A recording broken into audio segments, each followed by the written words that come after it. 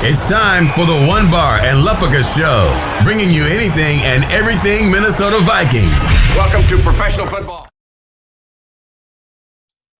All right, welcome back to the One Bar and Lepica Show. I am One Bar, and it is officially draft week. Best week of the year. Nothing else is even remotely close. In this episode, we're going to be talking about five unsexy picks that the Vikings could make in round one. And what I mean by unsexy are guys that probably fill a need, guys that are probably going to be pretty damn good, but just guys that don't have a lot of hype around them, guys that aren't overly linked to the Vikings that we need to be prepared for. But before we get started, remember, subscribe to the channel, like the video. We're going to be back daily with Vikings Nuggets, hot and heavy throughout draft season, so check back. All right, so let me just define this unsexiness of a pick again. Look at last year when the Vikings took Garrett Bradbury, filled a need, was well worth the selection. But the fact is, he was an interior lineman. When he was drafted, even myself was like, all right, that was probably pretty good value. I'm not going to slam 6 beers in excitement. I'm excited that he's going to fill a need and be pretty damn good. But let's face it, he was a guard / center, and he played center. Other unsexy picks I would say are back in 2015 when Trey Waynes and Marcus Peters, they were looked at as the 2 top corners in that draft. We had the first pick, and I think we did go the unsexy route. I think we went the more safer route with Trey Waynes. How that turns out, they're still playing. They're still pretty damn good. But that is another one I consider unsexy. One pick that was sexy, that did not turn out to be sexy at all, was Laquan Treadwell. I mean, look when we got him. He's a wide receiver. That is a position people get very, very excited about in round 1. And there's a guy on this list that I have that I consider unsexy, but Laquan Treadwell was one that got very exciting, had a good college career. He was looked at as a guy that could come in and possibly be a number 1 receiver. We all know how that turned out, but at the time, it was very, very exciting. Teddy Bridgewater, very exciting. So you get the gist. In this episode, we're giving you 5. So let's just get right into it. And I already mentioned Trey Waynes as a corner. I think this year, especially that 25th pick, the Vikings are going to have 2 corners, and this is 2 guys right off the bat on this list that are on the list. When you think of guys that get you very excited in this drafted corner, obviously you got the top 2 that we're not even going to talk about. So after that, you got Christian Fulton, you got Jeff Gladney, round 2 guy or late round 1, Trevon Diggs. I mean, these are guys that play that get you excited. They have a ton of potential. You're very, very well known about because they're linked to the Vikings quite a bit. And I mean, let's face it, Diggs is Diggs' brother. He played at Alabama. Christian Fulton plays on a big-time LSU. Everybody knows him. And Gladney, TCU, another very well-known guy. But 2 guys on my list, I got Jaylen Johnson and AJ Terrell. Jaylen Johnson, he's from Utah, much smaller name. But the thing is, he is good. He is worth that pick. He's got good size. He's physical. He's got good instincts. I think he doesn't get as much run as he probably should because I think he's looked at as more of a safer pick. I think whoever takes him is realizing that they're getting a good corner. The ceiling isn't as high for him, which kind of limits him. But you're going to be getting probably a really solid number 2 corner for the next handful of years. And he comes with not as much risk as some of the other guys. And that pretty much sums up Jaylen Johnson. Jaylen Johnson has been lately a name that has been floating around the Vikings quite a bit. So out of all these guys I'm going to be talking about, I think Jaylen Johnson has probably the best chance to be a Viking. And again, if his name was called at 25, I just kind of grab my beer, have a hefty sip, and say, yeah, I look forward to what he's going to bring. But if Christian Fulton was the pick, I would probably slam with 3 beers and just be very excited about the potential of that guy. So Jaylen Johnson, I think there's a better chance than people think of him wearing purple next year. The other guy, like I said, from Clemson, AJ Terrell, good size, 6'1", 195, good speed, 4.42. The thing with him, he's probably not looked at as a day 1 starter. He's a guy that they're going to have to bring on gradually. He's going to have to play behind Holton Hill. He's going to have to play behind Mike Hughes. Good athlete, needs to beef up a little bit, but he's battle tested. I mean, he's playing on that Clemson D for the last 2 years. He's played against some big boys and he's held his own.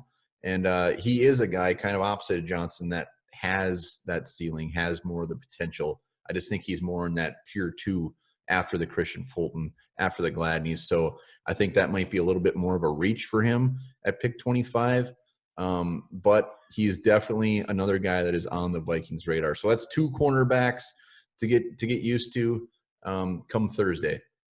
Another guy, we're switching gears. We're going back to the Garrett Bradbury route. We're going Cesar Ruiz. He's a guard center from Michigan.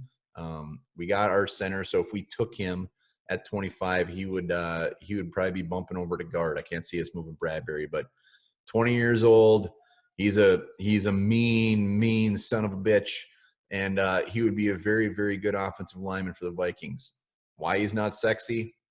It's easy. He's an interior offensive lineman, and this would be back-to-back years we take a first-round guy. So he would no doubt make this offensive line much, much better the day he was drafted.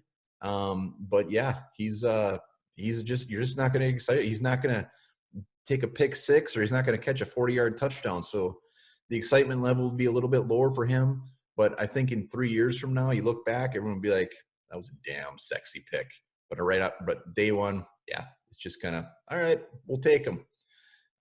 Next up, and I'm very prejudiced with this pick because defensive tackles in my heart are just never sexy in round 1. When we got even Sharif Floyd after he fell 15 picks or whatever it was further than he should have, I still wasn't excited, and I probably should have been.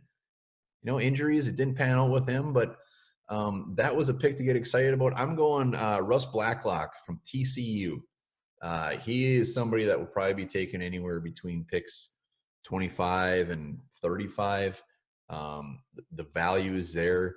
It's just defensive tackles to me are so boom or bust, especially in round 1. You can get guys in round 2, round 3, round 4 that can come and contribute. We've tried that with Jaylen Johnson. We've tried that with Jalen Holmes. Has not panned out.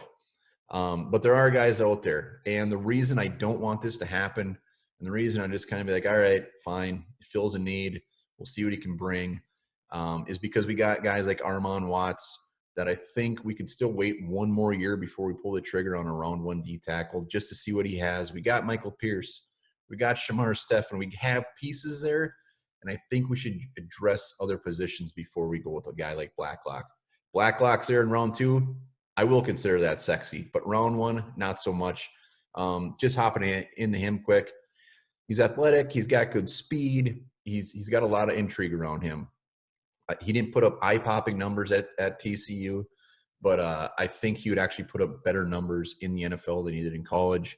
I think he would be a good player that Andre Patterson get his hands on. He could turn him into a damn good player. But if your name's not Kinlaw, you're not sexy to me in round 1. So, all right, that's we got one more guy. We got Brandon Ayuk, wide receiver, Arizona State. I was going to tell you, we had a wide receiver on this list. So while the position is damn sexy, I think the value just is not there. Let me give him a little bit of love. He gets better every year. He's gotten better every year in college. 6 foot, 205, ran a 4.5, which isn't the quickest, but he plays fast. And we all know what that means. Even if you run a 4.5, 4.6, you can actually play fast, and he does that. And when he gets the ball in his hands, he's making plays. But I think he comes in rookie as a number 3 receiver. Pretty much any team that drafts him, he's going to be battling for that number 3. I don't think he comes in as a straight – you don't hand him the number 2 job. He's going to have to refine his route running ability, his little technique things that are going to have to work on him actually getting the ball in his hands so he can make those beautiful plays that he probably will. But round 1, wide receiver, I fully expect that he would be somebody that could step in day 1 and fight for that number 2 spot. And I don't think Ayuk is that guy. And Kuiper had him going to the Vikings at 25 in his latest mock. And I've seen other mocks with him. He might sneak in the end of round 1, but I really hope it's not with the Vikings unless we're trading back in round 1, whatever that is. I just think his potential will be a lot more gradual than what we need right now. So I think we could wait until round 2, get a guy like Michael Pittman that would actually offer more value, immediate value as a rookie. So that's why I don't think it's overly sexy. So Jaylen Johnson, AJ Terrell, Russ Blacklock, Brandon Ayuk, and Cesar Ruiz. They're going to be good, and they might be coming home to the Vikings on Thursday, but they're not going to be sexy. Tune into our next podcast. We're going to be having some more mock drafts this week. We're going to be having a lot more of just breaking down some players that the Vikings be looking at, maybe mid, late rounds. So check us out.